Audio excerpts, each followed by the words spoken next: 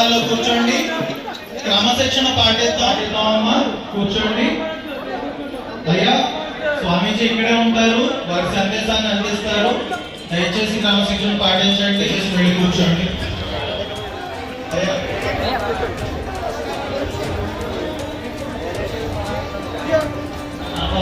అందరూ కూడా కూర్చొని వేయబడ్డాయి. హరే హరే హరే రామ హరే రామ కృష్ణ హరే రామ రామ రామ వందే జై శ్రీరామ్ జై శ్రీరామ్.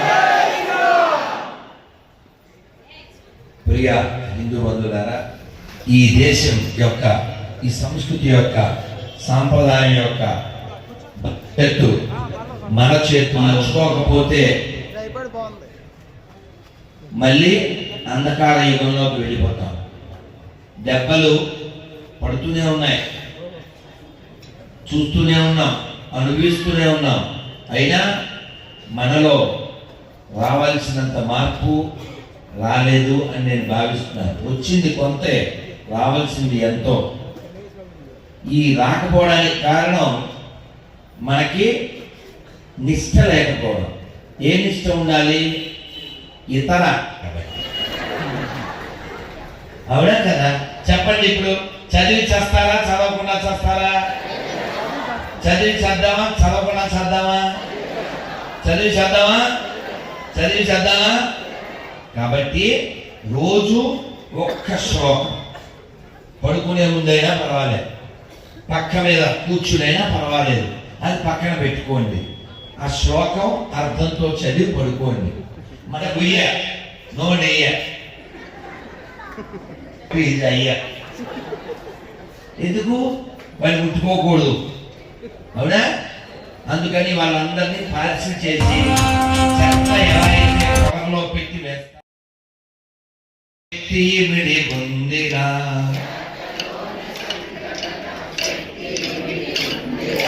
శాఖలోని సంఘటన శక్తి చేయుదా.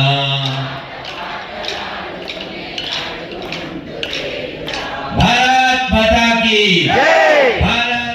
ఇప్పుడు పూర్వం, ఇప్పుడంటే టీవీలు సెల్ ఫోన్లు వచ్చినాయి. ఇవేమీ లేనప్పుడు కాలాన్ని బాగా సద్వినియోగం చేసేవాళ్ళు. కరెంటు కూడా లేని కాలంలో రామాలయంలో ఓ ఆముదం దీపం పెట్టి వాళ్ళందరూ ఏం చేసేవారు? భజన చేసేవారు. భజన చేసి వాళ్ళందరూ జీవితాన్ని ఎలా తరించాలి అని వాళ్ళు ఆ పాటల్లోనే మనకి భావాన్ని వ్యక్తం చేసేవారు. మీరు ఒక చిన్న భజన పాట చెప్తాను, చాలా చిన్నది, మీరు గమనించండి, మీరు చెప్పండి. భజన చేసే భక్తులకెల్లా. మీరు చాలా బాగా పాడుతున్నారు. హేలాపురి వాళ్ళు హేళగా పాడేస్తున్నారు, అద్భుతం. భజన చేసే భక్తులకెల్లా భయము లేదు అయినాం భజన, భయము లేదు అయినాం భజన. ఏమో నరుడా హేళన చేసేవు,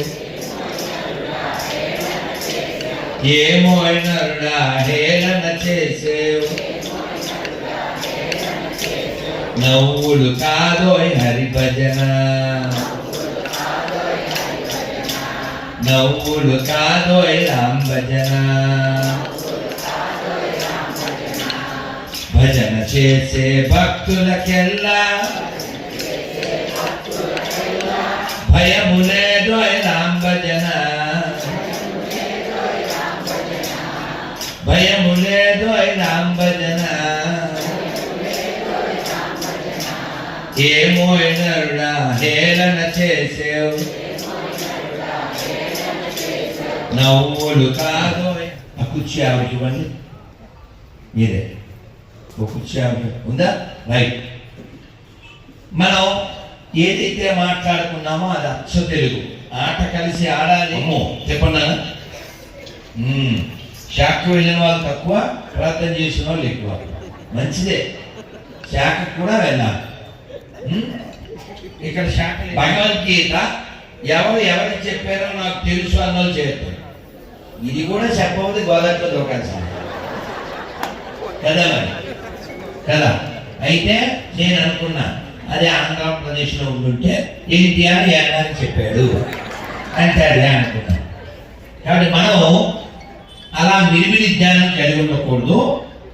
కొంచెం పరిపూర్ణం కాకపోయినా కాస్త జ్ఞానమే కలిగి ఉండాలి. ఈ జ్ఞానం లేకపోవడం వలన మనలో చాలా మంది అజ్ఞానంతో అదేదో అక్కడికి వెళ్ళిపోతే సమస్య తీరిపోతుంది అని అనుకుంటున్నారు. అసలు ఎక్కడికి వెళ్ళినా సమస్య తీరడం అనేది ఉండదు.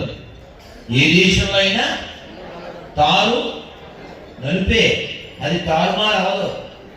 అవునా? తారుమారు అవ్వదు. తారు అలాగే తాంబర్ డబ్బా అలాగే ఉంటుంది. అలాగే ప్రపంచంలో సృష్టిలో ఏ జీవి అయినా 4 దుఃఖాలు పొందవలసిందే. దీనికి వసంతరం వస్తుంది, దీనికి చావు వస్తుంది, ఇది తప్పదు. మనం అది మానేసి బాగా మోకాలు ఎప్పుడుగా ఉన్నాయండి మీరు మాకు చెప్తారు, మేమేం చేయాలి అసలు? మేమేం చేయాలన్నా మంత్రం చెప్పండి. కళ్ళు తెరిచి ఒళ్ళు మరిచి చెప్పండి. చక్కగా కళ్ళు ఓపెన్ గా పెట్టుకోండి. ఇది చెప్పగానే మీకు నవ్వు వస్తుంది, దేవుడి మీద నవ్వు వస్తుంది. ఓకే, చక్కగా చెప్పండి. నేను చిన్నప్పుడు నేర్చుకున్నాను. నారాయణ నారాయణ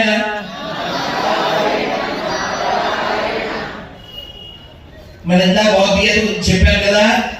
ఇక్కడ ఈ ఒక్క ముక్క చెప్పి నేను ఈ శ్లోకం తర్వాత ఇంకా మాట్లాడాను, శాంతి మంత్రం చెప్పేస్తారు.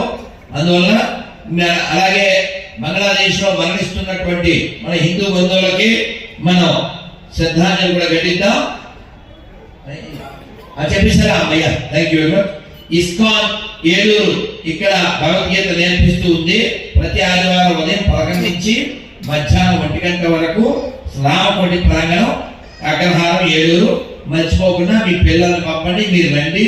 అలాగే మీరు ఒక భగవద్గీత కాంటెస్ట్ పెట్టారు, దాంట్లో కూడా మీరు పాల్గొనమని రాధా వల్లభదాస్ ప్రభుజీ వారు తిరుపతిలో ఇస్కాన్లో ఓకే మాతోనే కలిసి ఉన్నారు. ఇప్పుడు మన ఈ సంఘ కార్యక్రమానికి వేరే చోటుకు వెళ్ళారు. కాబట్టి మనమంతా సంస్థలు ఏవైనా, బ్యాంక్ ఏదైనా, డోన్ ఎవరైనా, ఓనర్ భరత మాత్రే, అది గుర్తుపెట్టుకోండి. అదవుతుందా? నేను వేరే సంస్థ అని వేషాలు వేయకండి.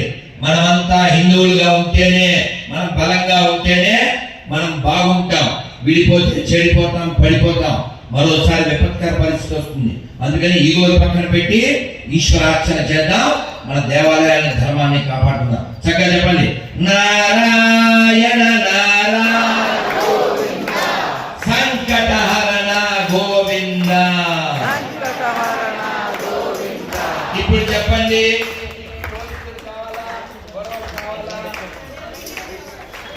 గోవిందుడు కావాలా, గొడవలు కావాలా, అక్షులు కావాలా, ఆపదలు కావాలా, రాముడు కావాలా, రోగం కావాలా, నారాయణ కావాలా, నరకం కావాలా, కృష్ణుడు కావాలా, కష్టం కావాలా?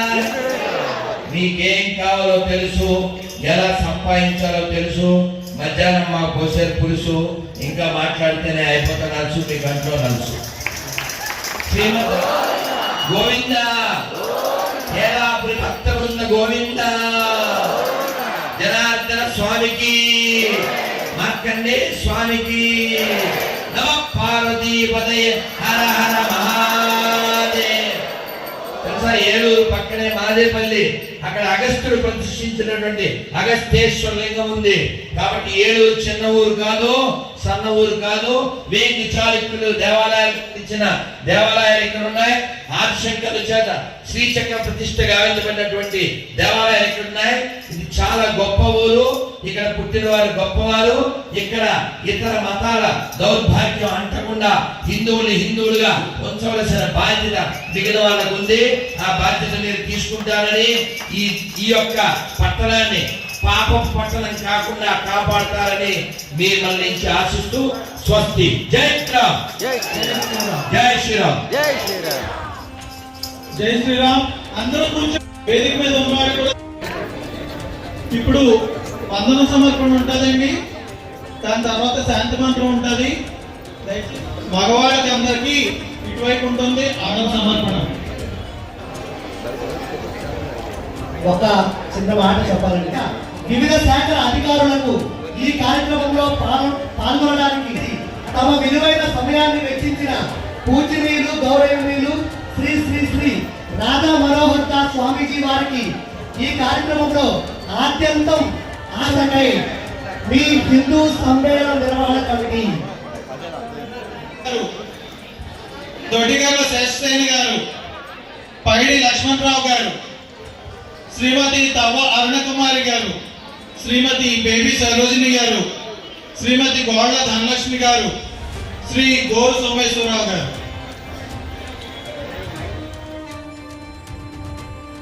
శ్రీ కొండేటి రమేష్ గారు. దయచేసి ఉన్నవాళ్ళందరూ ఇక్కడికి రాగలరు.